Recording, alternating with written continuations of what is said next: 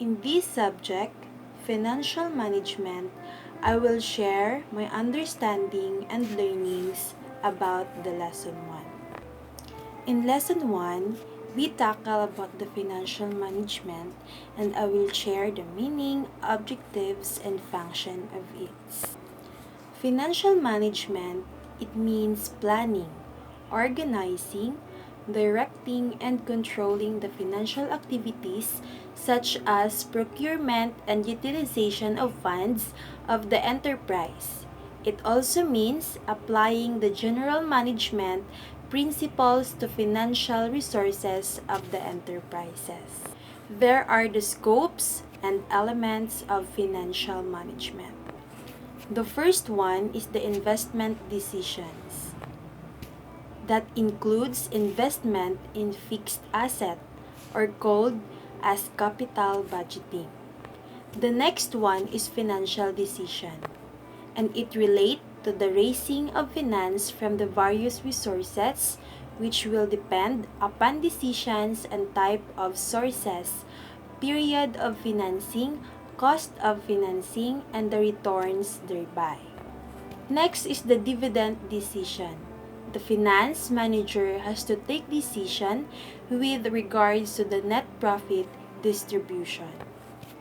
And dividend decision is divided into two, which is dividend for shareholders, that dividend and the rate of it can be decided.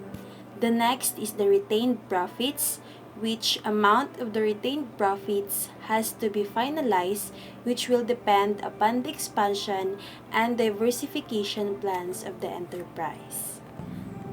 Next, I learned so many things about the objectives of financial management, and it follows. First is to ensure the regular and adequate supply of funds to the concern.